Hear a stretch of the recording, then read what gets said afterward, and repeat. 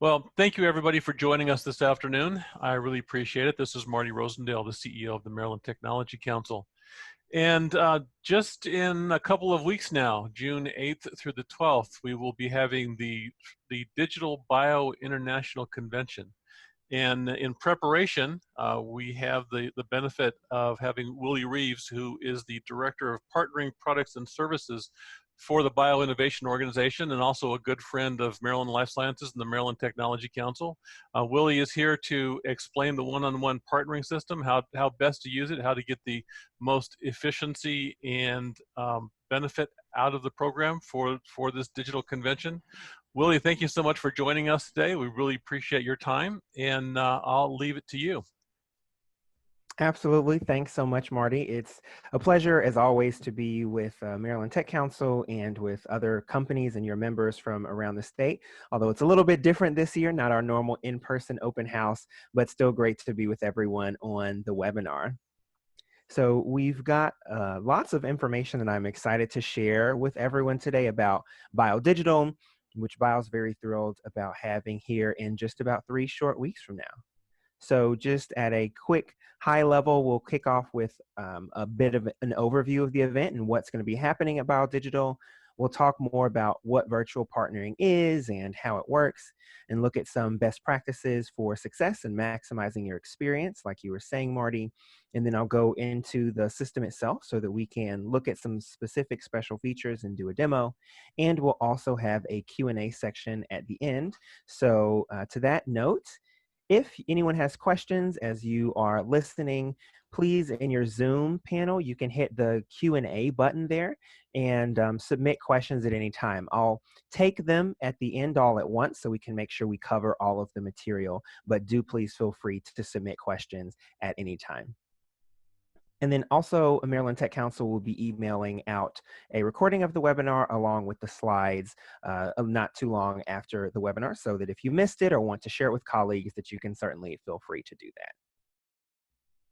So why don't we take first a look at BioDigital at a big picture high level. So some of you may have attended the Bio International Convention in person in the past, whether in Boston, Philadelphia, or another location.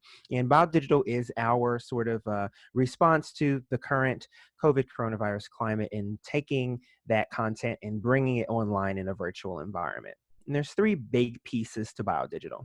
First is Bio one-on-one partnering. I'm probably a little biased. That's my maybe my favorite piece, since that's the one I'm most involved with. And we'll talk a little bit more in the down the road about what some of the features are in the partnering system that will make it work well for BioDigital.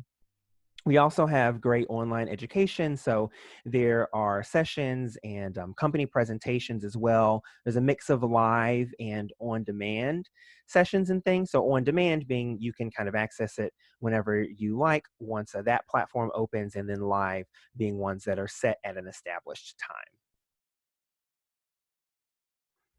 I know there's a lot of information on this slide, but the key take-home points here are that for BioDigital, there's a really high-level executive audience. So you can see over 40% are executives. We've got a lot of BD as well as scientific representation, which is a really senior audience. And then here on the right side with the company size, we have really an entire range from small companies, which is nearly half of our BioDigital audience, all the way up to the larger biotechs and pharmaceutical companies. So whoever it is that you're looking for, whatever segment of the biotech or BD or life sciences audience that you're looking for, you can probably find it at BioDigital. And of course, we're here with Maryland Tech Council, so I wanted to highlight as well that we have 60 companies. I think it's actually over 60 as of this morning, and 100 delegates registered, and that number continues to climb every day. So whether you are looking for companies that are in your local area, we've got Maryland companies, as well as a really wide international representation from around the world. Now let's talk a little bit about the education program. We won't go too far into depth here, but we have over 40 interactive sessions, 60 on-demand sessions. We also have a special area, the Startup Stadium, and we recently announced the Startup Stadium finalists. And Startup Stadium is a special area where startups and kind of emerging companies are able, sort of like a Shark Tank, are able to meet with investors and receive direct feedback on their pitches, which is a fantastic opportunity.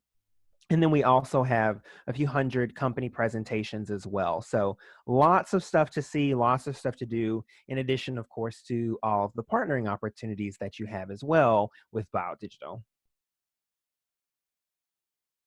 All right, so let's take a look next at virtual partnering, virtual Bio one-on-one partnering.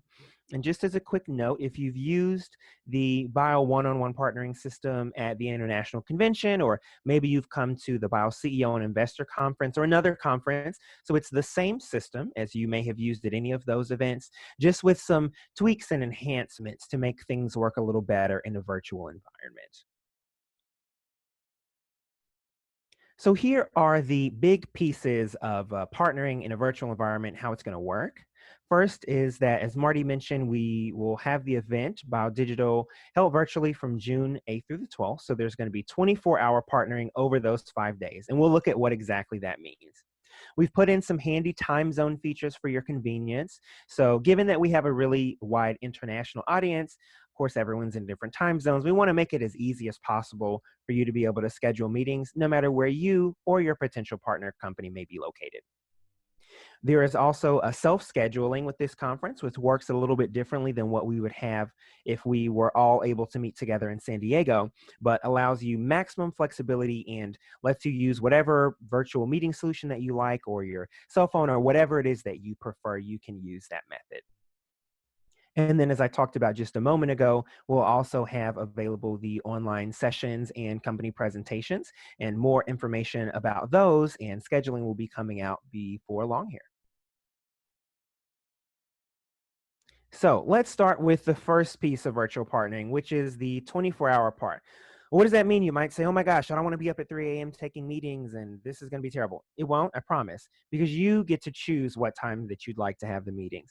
So while the partnering calendar has a possibility for you to have up to 240 meeting slots from June 8th through the 12th, you can choose specifically which times that you would like to be available. And the system makes it easy to do that because you'll be able to see both the conference time zone, which is Pacific Daylight Time for if we would have been together in San Diego, but the system will also intelligently detect your local time zone for where you are so that you can see your meetings and your calendar in a very easy format. So you don't have to take meetings at a weird hour if you don't want to.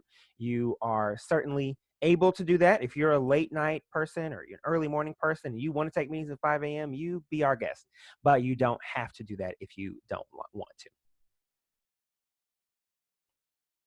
Now, let's talk a little bit about the time zone features, and we'll look at each one of these pieces in turn. So this is just a very high-level overview for now.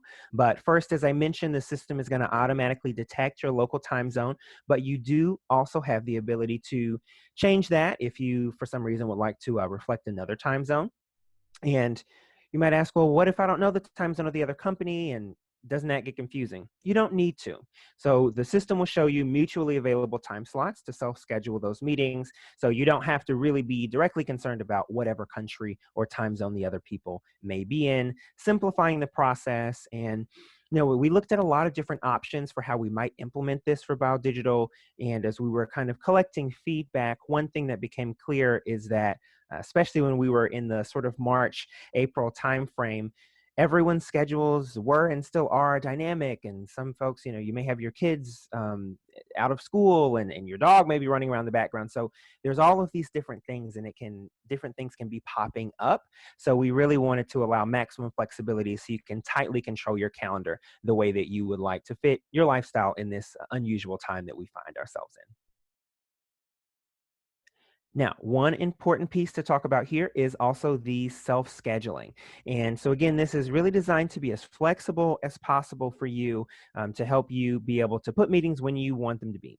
And what this means is that Bio isn't providing a specific video platform or anything like that. Rather, you would just input the information for whatever platform that you want to use. If that's Zoom, GoToMeeting, WebEx, Or maybe you hate these video meetings and you even find it awkward that I'm looking at you through a screen, through a camera right now, and you just prefer to have a conference call. You could put your phone number or your conference line information in there as well. And any of your scheduled meetings are going to push automatically over into your Outlook calendar, and they'll appear in your time zone. So it makes it really easy and takes a lot of the work off of you. Now, let's look at some best practices for partnering success. So there's a lot of content in here, and I'll highlight that I've provided some specific examples and case studies and things. I'm not going to go through those in tons of detail just due to time limitations today, but if you would like to look at those specific examples on best practice meeting requests and subject lines and things like that, I'll provide those in the slides that will be emailed out after the webinar. So 5 big steps to partnering at a high level. First is the first real step is, of course, to register for Bio Digital, which you can do on bio.org. And we encourage you, if you're not registered yet, I hope by the end of this webinar, you will be motivated and energized and go register today. So once you've done that and received your partnering account, you'll log in, create your company profile if you've never been in our system before, or update it if you have attended a previous event. Step 2 is going and inputting your calendar availability. And again, we will look at that example. Next, you're going to want to search for companies of interest. And we have so many filters, more filters than you could shake a virtual stick at. Sorry for the terrible joke. And so it really allows you to very narrowly target who you're looking for. And then you'll want to make sure that you're going into your message center and reviewing your requests regularly and self-scheduling those accepted meetings. Now, this is a really big point, the importance of which I cannot underscore enough.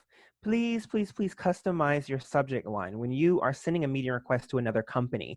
If you write meeting request as your subject line, it's roughly the equivalent of you waking up in the morning and let's say you have 75 emails and all of them are titled email. Wouldn't that be frustrating? How are you supposed to know what you should read first or what's priority? Because they're all called email, right? So that's not helpful. It's also not helpful to say in a meeting request that the subject line is meeting request because we know that already. So think about that and really think about the company profile of the company that you're reviewing and say, well, what would be relevant? Customize something to them, whether you have identified a specific asset. Maybe there's a specific drug you want to talk about, or you found one of their programs to be interesting. Whatever that is, put that information in the subject line, and it increases the possibility that they will positively respond to your meeting request.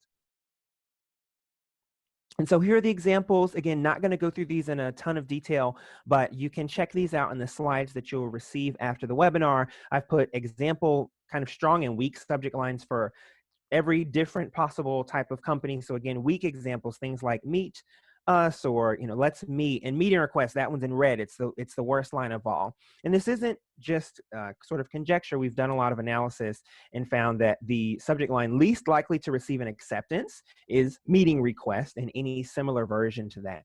And the more specific that you are, people that are mentioning specific targets and a mechanism of action on an asset, those sorts of things, people are far more likely to read those messages and accept those requests. So have a lot of examples here. Feel free to go through those. And the same logic really applies when you're writing your meeting request, when you're writing that message. People can tell when you copy and paste a message. I promise they can tell. I can tell. If you do it, I will be able to tell probably that you are putting the same message over and over again, right? Because it doesn't feel customized. It's sort of like if you get a piece of mail in your snail mail, your post box, and it doesn't really sound like it's customized to you. So to that end, target the message, customize it, and I've listed a lot of different things, geography, indications, financials, that you may want to consider. I'm not saying you need to include all of these items necessarily, but these are some good points for consideration when you're writing your meeting request and thinking, what would be appealing to this company? What are they saying they're looking for? And do I have that? Does my company have that?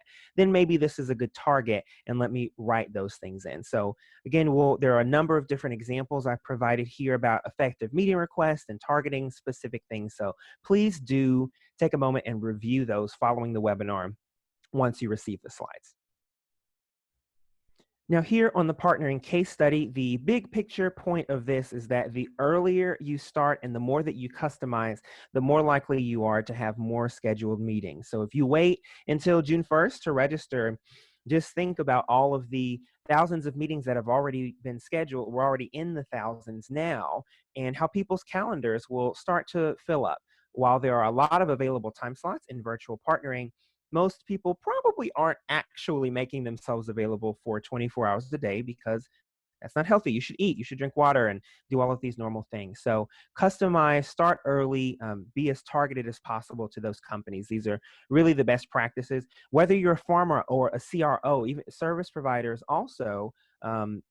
Who may have a very wide array of companies that they want to reach out to can be super effective by following these practices. Now, let's talk about some new features that we've recently implemented in the system. So, first is that we've put a new feature in the calendar that allows you to quickly kind of mark off your business day, so 9 to 6 p.m. in whatever your local time zone is. And then you can customize that individually any times that you would like from there. You can also, this was a very requested feature, you can share your contact details on any meeting request, even if it wasn't yet scheduled. And that just makes it easier for you to be able to follow up after the conference. And then for any companies that are doing the amazing work fighting against the COVID crisis, whether you are working on therapeutics or diagnostics, or whatever it is, maybe you're a supplier, we've included new COVID specific company types to help those companies label themselves better and help others to be able to find them. All right, so next we are going to go into our virtual demo of one-on-one partnering. So let me just switch my monitors around here a little bit and we'll get that fired up.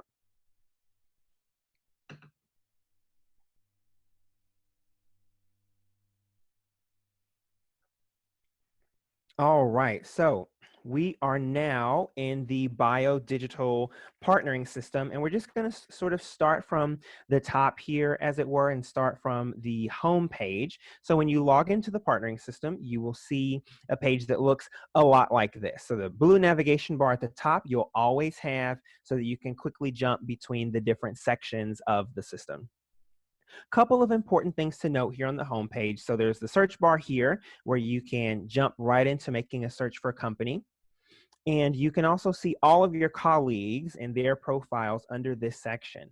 Now, important note, maybe you have a couple of colleagues that are registered for the event and you're going to be participating in some meetings with them. But if you see that there is a 0 time slot on one of your colleagues' names here, it means that they don't have any calendar availability, which means you won't be able to add them to any scheduled meetings. So you would want to either let them know, hey, you might want to fill in your calendar in the partnering system, or else in the calendar section, you can also manipulate the calendar for colleagues, should they, of course, give you permission to do so. In the center, you can download your calendar or print it in a variety of different formats, although we understand most people are going to be either using the partnering system or their Outlook, and scheduled meetings are automatically pushed into your Outlook unless you have turned off that notification setting. Couple of other quick things here on the homepage. So on the right side, we have links to our on-demand sessions and company presentations here. So you can always go and look at kind of the schedule and an agenda and see what all is happening. Once we get closer to June 8th, you'll receive an email that has information to log into a different platform where you'll be able to actually view these sessions and videos, whether they are live or on demand. And if you ever forget some of these things that I'm mentioning, you can find a lot of these best practices and kind of the basic steps and so forth on this right side bar over here. All right, now let's look at the company profile. So this section is very important. And a couple of quick things here. First, at the top, this section where you see BIOS logo, that is intended for your company logo. Please don't put your face there. That's not your headshot. I'll show you in a moment where the headshot goes. But in the company profile, think of this kind of like a Google search in some way, right? So if you don't have the right keywords listed on your web page, let's not get into SEO, but if you don't have the right keywords, people aren't going to be able to find you because the right terms aren't going to trigger your web page. So it's the same exact concept with a company profile. You want to be as detailed and relevant here as possible. If you leave all of these fields blank, then what does that tell a potential partner about you? And what does that give them to go off of, right? Not very much. And you're not probably going to get very many meetings or have a productive experience. Bio automatically imports your most recent company profile if you've participated in another one of our Bio partnering events. So in that case, just come through and update it. Maybe you have an asset and it was phase 1 before, now you've progressed to phase 2, just update that information. But if you are, for some reason, super crunched on time, what you really want to be sure that you're filling out, especially as company type, this is very highly searched on, put a good brief description and description. The brief description has a character limit there because that's what people are mostly reading when they're looking at your company profile, is those descriptions. As you scroll down, you can also specify your company objectives and whether you have in or out licensing intentions. Couple of other key fields are your URL. Please put your company's website. Don't make the other companies do the work of going and Googling you to find it. Takes 2 seconds, drop that information in here. Also, we recommend as well that you include your country and your state, as a lot of people are looking for partnerships in specific geographic areas. So moving back up toward the top, in the middle, we've got assets, market products, and services. Assets, usually drug, small molecules, things like that, biologics. Services can be just what it sounds like, honestly, just about anything, consulting services, financial, legal. The market products, you can think of as sort of things that you might find on an exhibit floor or a trade show floor. And then on the right side here, you can again find a listing of all of your delegates, but this pencil icon will allow you to manage the notifications for any of the delegates that are in your profile. So you can see all of the different email switches, and it looks like my colleague Adela has her default settings on, so you can always edit those at any time. If you want to edit your own notification settings, you can also do that up here. Go up to your headshot or your gray silhouette if you don't yet have a headshot, and click Edit Your Personal Profile. So as I promised earlier, this is where you would upload your headshot. So you can upload your picture here, and then there's a button as well for your notification preferences toward the bottom. Right now, let's jump quickly into the search section here. And the search and the message center are really where you're going to do a lot of the sort of work in the partnering system. So at a high level, you can search through companies, delegates, assets, market products and services. And if there are really 2 areas that people look in a lot, it's companies, of course, and then also the assets section here. So whether you are a drug company and you're looking to partner, maybe you've got some in-licensing intentions and want to bring some new items into your portfolio, or whatever it is that you're doing, really would take advantage of the asset section here.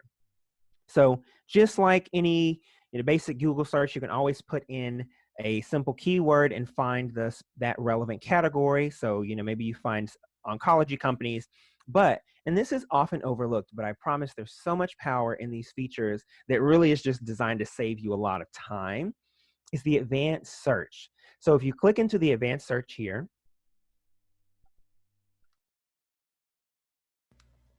you'll find a lot of specific sort of filters that let you narrow down by company type, specific indications or therapeutic areas. You can select those here with this box. You can look for public companies, private companies from a specific region, a specific state. So really there are a lot of options in here, and you can combine all of these different filters to get to a very specific and narrow targeted search set if you want.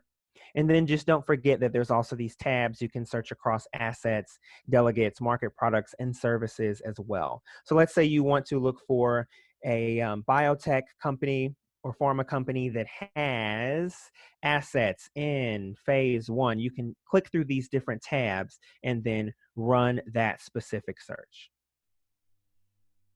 All right, a couple of other things. I'm just going to clear this search here very quickly. A couple of other things to note. Once you get a result set that you like, if you want to view it offline or something like that, you can click the export button and export those results into Excel. You can also save a search and execute those saved searches here from the saved searches button. So this is where you'll do a lot of the work. And also just keep in mind that we also have an investors toggle. So for the Bio International Convention and Bio Digital, we are pushing the event a little bit more for investors. So you can also check out that section as well. Now, let's jump into the calendar and highlight some of the key features that you will find in this section. Okay, so the first thing to notice here is that at the top, there's a delegate selector. So I can edit my own calendar or any of my colleagues' calendars because the system is designed to be collaborative for you and other colleagues. Maybe you have an assistant or a colleague who just wants to drop something on your calendar, so you can easily do that by selecting them here. One thing that will be a little new and different if you have been to our events in the past is that there are two kind of time zone bars here over on the left side of the screen. Everyone, regardless of who or where you are, will see always the Pacific Daylight Time. That's just kind of a universal point of reference so that everyone has one time to look at. But the system has also detected that I am in Eastern Time because I'm in Washington, D.C. right now. So it will show you side by side the different time zones so that you can very easily see. If for some reason you'd like to change your time zone, you can just click this line here that says click here to change, and there is a time zone field toward the top of your delegate profile. So as I mentioned before, you can also click this button for mark as available from 9 to 6, and you see it just cleared up from my 9 a.m. Eastern into my 6 p.m. It just cleared up all of the availability there and opened those up. Just keep in mind that you'll want to do that for each of the different days of partnering. So Monday through Friday, make sure that you don't just set your Monday availability. A couple more things to note. If you want to edit your availability beyond this, you can click the change availability button and manipulate any specific time slots and make them open or not. Just be sure, please, to click the save and return to calendar button so that the system saves those changes. If you have an outside meeting or, virtual lunch with Bob or whatever it is, you can click new personal event and put in those details, watch for the time zone there, and save any of those events to your calendar.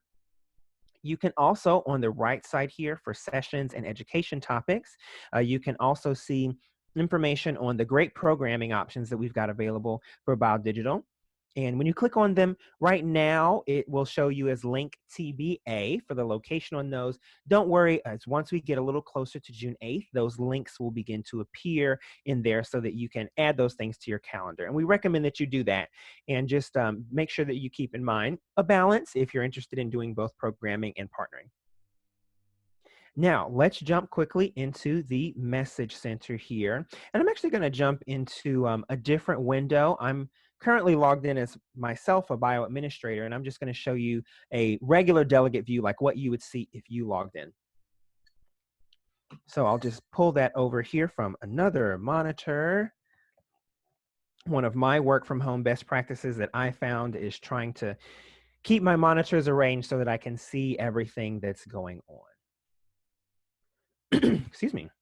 So now logged in, I'm just logged in as kind of a regular delegate here, not as a bio administrator.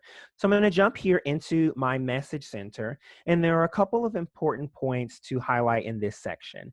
First is there are a variety of filters on the left-hand side here. So if you just want to find your unread messages or what do I have that's accepted, etc., you can use any of these filters.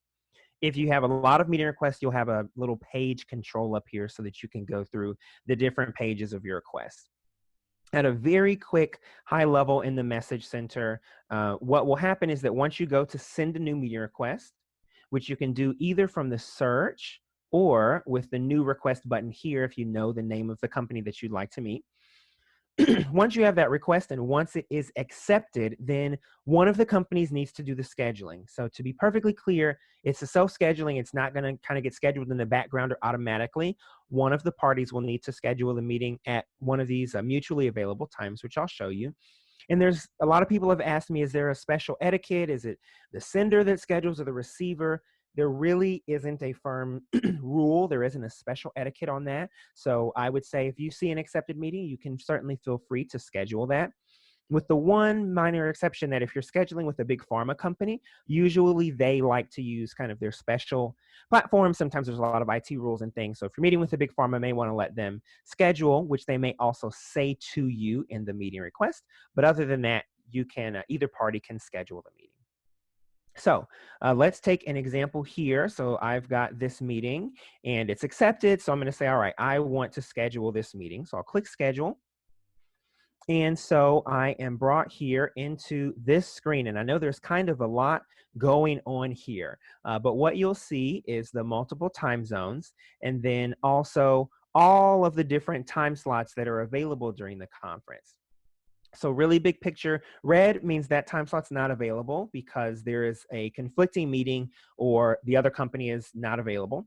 A yellow time slot like this one means that the meeting can't be scheduled there right now, but someone on your company's side is the blocker, basically, right? So I'm logged in as Salosine right now, and if I click on this time slot, I see, oh, I'm unavailable here. So if I wanted to schedule this meeting on Thursday at 7 Eastern, I could just click on my name.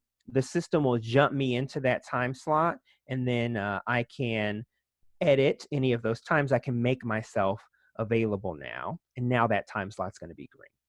So what you're looking for is not a red or a yellow, but a green time slot. That means it's mutually available. You don't have to ask the other company, is this time okay? Because they have already set in their calendar that this time is open for them. So let's say I'm an early riser and I'm going to do this meeting at 6 a.m. Eastern. So I'll click on that 6 o'clock time slot. Remember, just look at your time zones here. Make sure you're in the right one.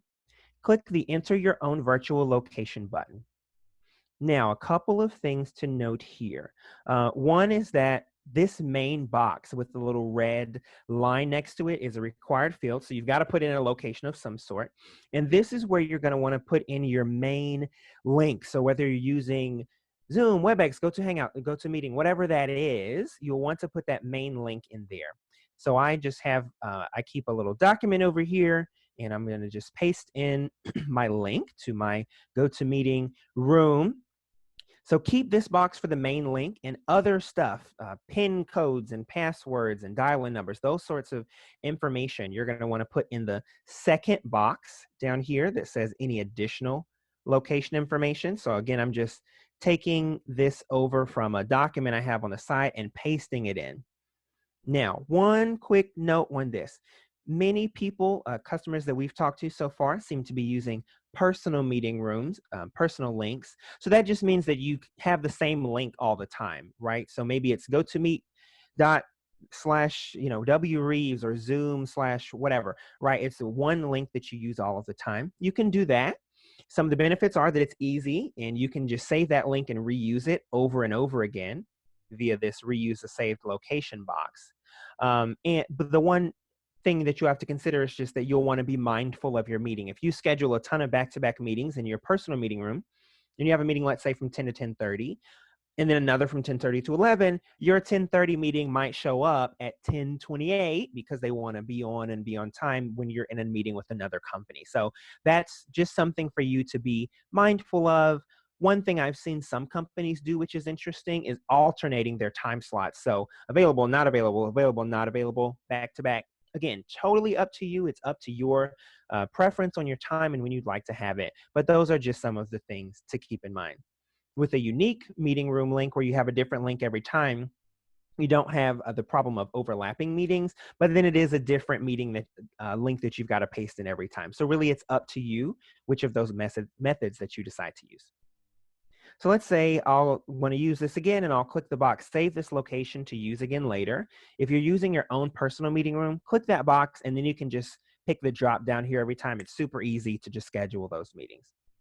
Now, if you don't really like video meetings, maybe you want to just have them call your cell phone or whatever, you can just put your cell phone number here in this box. Whatever it is that you want the other company to use to reach you, that's the information that'll go here. So I've put in my info and I'm going to just click use this location. I get a confirmation screen here, just kind of showing me an overview. All right, I see what time it is. Great. And then I'll just click here, confirm and schedule. And now you can see that meeting has been scheduled. It's got the time that I have chosen, and you see a scheduled line here. And actually, I just got an email. I don't know if you can see my screen, but just got an email saying that a meeting has been scheduled. So that's again that automatic Outlook push. So that's basically the process of scheduling a meeting, which is pretty easy. Again, there's differences on personal meeting room versus your own, but that is really up to you. Now, couple of specific things. If you need to reschedule a meeting for some reason, something comes up, you need to move it, life happens, just pretend that this request reschedule button generally is not here. We would use that for an on-site conference where Bio or our auto scheduler is kind of scheduling things for you in the background. But because you have all the power for Bio Digital to choose your own time, you can just click directly the reschedule button, and you'll see the same scheduling screen again. So maybe I need it to come up, need the meeting to be a little later in the day. So I'll move it to 9 o'clock here. Enter your own virtual meeting location. And then remember, I checked that box that said save the location for later. So now I'm just going to click in this reuse a saved location. Boom, there, everything's already saved for me. Very easy. Click use this location, click the confirm button. And here in what was that, 15, 20 seconds, the meeting has been rescheduled. You get an update, the other company gets an update, it pushes onto your calendar so that everyone knows what is going on. Now, one thing to notice is that let's say I want to pull in one of my colleagues into a meeting, and maybe they are or aren't available. So one of the challenges with that is that you'll have to make sure that you have mutual availability across all of the different colleagues. So real quick, I'm just going to switch back to my other window here, excuse me, being as bio, since we've got multiple delegates listed. And for example, actually, I'm going to go over to the home page.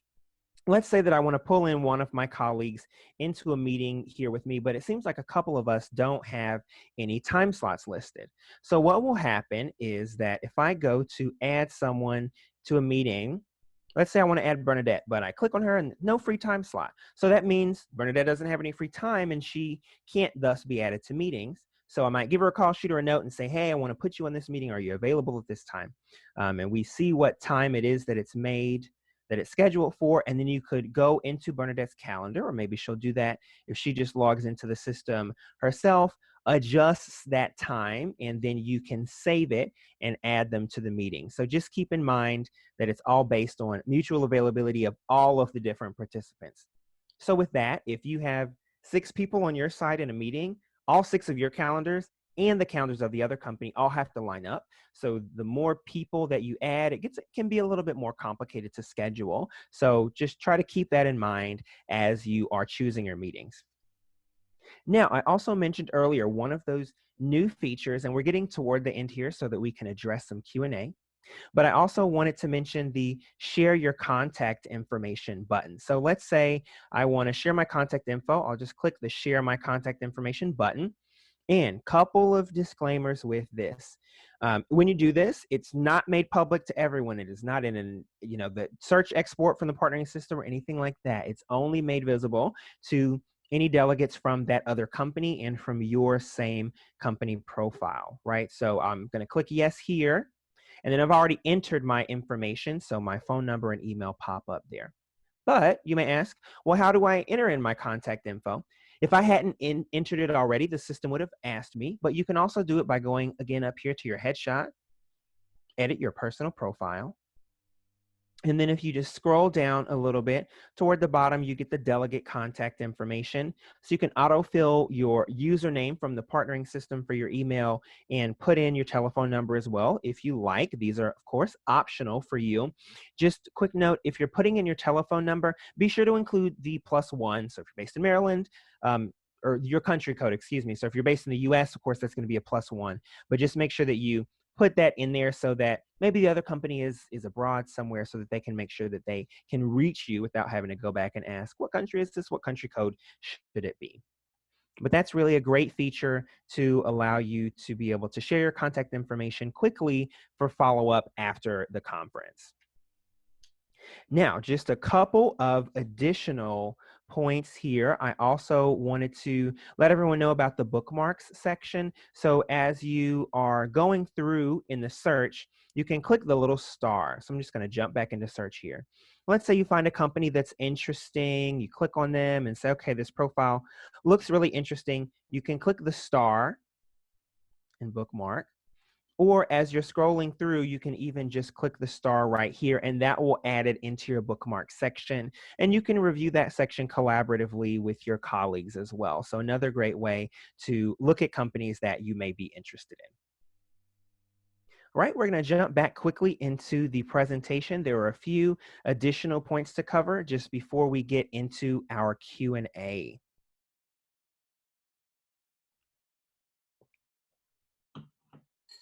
In this section, we've actually talked about these pieces already. So couple of additional things. This is just sort of some reminders, some gentle etiquette to keep in mind when you are doing these virtual meetings, and some things that we have also found to be best practice at Bio.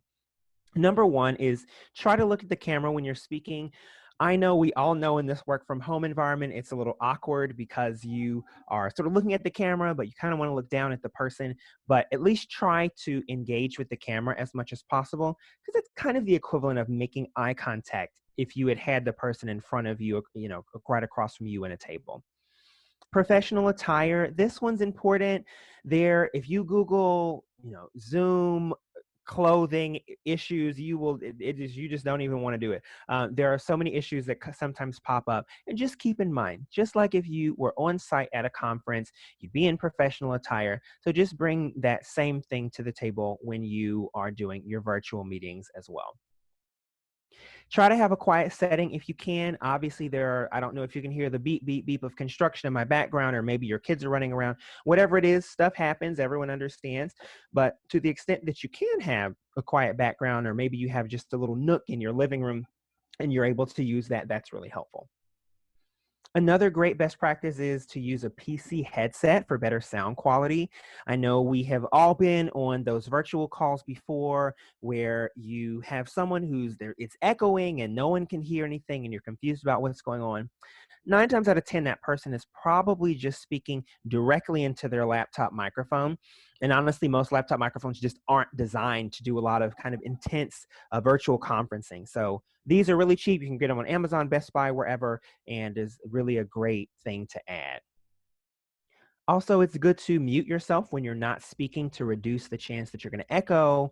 And in a lot of the virtual meeting solutions now, I know Teams does this in Zoom, there's the option for a virtual background. So maybe if you're working out of your garage or whatever, and it's not maybe the best background for you, you can possibly throw on a virtual background so that you can look like you're at the beach or whatever place that you would prefer to be. Now, as we're just about 3 weeks away from BioDigital, there are a couple of things to keep in mind as far as key dates and activities. First, of course, is to register for BioDigital. You can't attend the party if you're not registered, with the party being the entire event. So definitely would encourage you to do that today, or register any additional colleagues as well. Log into the partnering system, be doing all these processes regularly, requesting the meetings, scheduling those meetings, important, add any programming or sessions that you may want to your calendar. We also have another webinar coming up on the 28th of May. It'll also be at 1 p.m. Eastern, like this one. It's the What's Trending at BioDigital webinar. So in that one, some of my colleagues are going to be talking about in much more depth a lot of the programming and sessions and committee presentations and kind of how all of that's going to work and some of the highlights. So I would encourage you to check out that webinar as well. And we will link to the RSVP in the slides so that you're able to RSVP for that after the webinar. And of course, June 8th through the 12th, attending BioDigital. So again, make sure you're kind of being mindful of your calendar and setting your time slots and your availability in the partnering system.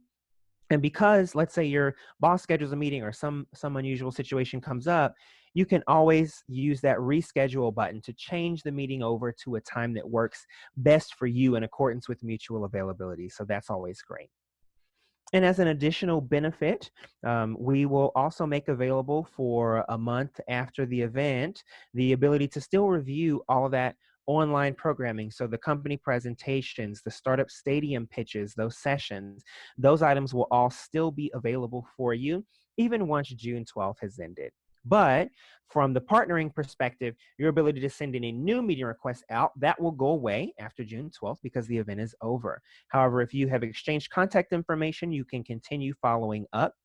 And if you come to future bio partnering events, you'll also be able to see your meeting and meeting request history with any companies that you may have met with in the past. So lots of great resources in there for you. And I talked a little bit already about the What's Trending About Digital webinar on the 28th. So definitely encourage you to RSVP for that.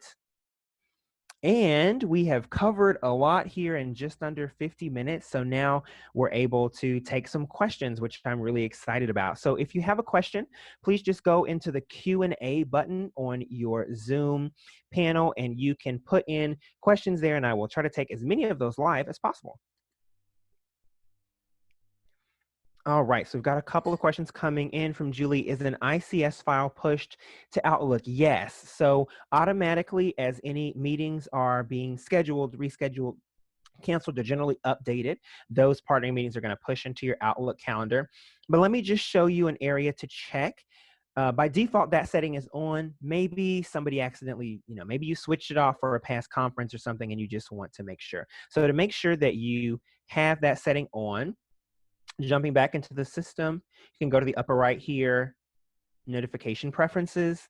And the one that you want to have on is this one that says iCalendar Updates ICS for any meetings where you're a participant. So again, we target all this kind of stuff. We send out reminder emails. So we'll be letting anyone know who has that setting off. They probably will want to turn it on, but that's where you would go to adjust that. I understand strong messaging communication, such as custom subject line and content, is critical and will cause great variability in getting appointments, but can you discuss baseline rates for meeting invitation acceptance? It'd be helpful to have a bit of calibration to know what to expect. Yes. So would be happy to share some information with you on that, Matt. Actually, let me just pull something up here really quickly. So generally speaking, depending on the type of event and the size and scale of the event, the meeting acceptance rate is going to depend a little bit. So for smaller conferences, it tends to be a little bit higher. For the kind of bio convention, what we usually see is somewhere around kind of the 20% realm. And again, this is absolutely average. It doesn't, your mileage, but may very much vary, usually around somewhere around 20%. And so just keep in mind that, of course, that's people who are following all the best practices and getting loads of meetings, as well as people who are copying and pasting the same thing over and over again. So you can certainly, some companies get very, very high meeting acceptance rates. So again, it depends, but 20% is generally kind of that baseline. And we have a question here. Is there anything allowing you to send out multiple invites at once rather than just one at a time? So there is not. And the reason for that is that we, again, want it to be a process where everyone is being mindful and being thoughtful about the meeting requests that they send out, rather than sending exactly the same message to every company. And really, we have found, whether you're, again, a biotech service provider or whatever, that increases significantly your chance of getting those meeting requests accepted. So you can always kind of keep a template over in a document or something, but the meeting requests are on a more or less one-off basis. And if anyone else has any additional questions, please feel free to throw those into the Q&A box, and we'll be happy to take any additional ones that come up. Let's see, what if you want to have multiple participants in a meeting? So you can always do that in the partnering system in your message center. You can just go into the edit participants box, but just keep in mind that in order for, let's say, one of your colleagues, for example, to have a partnering calendar and get the meetings pushed to their Outlook and all that kind of stuff, they will indeed need to be registered for BioDigital to do that. See if there is anything else. It looks like so far we have hit on all of our Q&A questions. So we can move on from that section, but should you have any additional questions as time goes on, We have truly an all-star team. These are some of my favorite people ever. It's not just because they're my team, but really great. So you can always contact our team with biopartnering@bio.org, and we'll be happy to help out with whatever it is that's going on. So kudos always to Christine, Lorenzo, Mackenzie, and Nick, and our entire customer service team at Bio for all that they do to make Bio Digital a fantastic experience. And we're really looking forward to sharing it with all of you. And thank you so much for joining today's webinar. If you have specific questions on any of these areas, registration, partnering, company presentations, I've left those email addresses here. And again, of course, encourage you to register for Bio as soon as you get an opportunity. And just as a quick point on that to kind of underline the idea of registering soon, let me just give you a little detail on what's going on as far as total meeting request activity. So we've currently got over 50,000 meeting requests in the system, and several thousand of those have already been scheduled, with more even waiting to be scheduled in the queue that have been accepted. So the sooner that you get registered, get your colleagues registered, the sooner that you will be able to get in, find those right companies that are your great targets. And we understand that in this time, things are tough. It's difficult. You can't do in-person meetings as well or at all, depending on where you are, and of course with safety concerns. So we are taking an opportunity to have BioDigital and any other events that may be going on in the future to really allow you to continue to drive that business forward, because we know innovation doesn't stop. And in the midst of the crisis that we're all facing right now with COVID-19, this is kind of the biotech and pharma industry's finest hour. So it's perhaps more important even than ever to collaborate and to partner and to pursue those alliances. And we definitely hope you'll choose to do that with BioDigital and with Bio One-on-One Partnering. So with that, again, thank you all so much. And we look forward to seeing you virtually at BioDigital from June 8th through the 12th. Thanks again.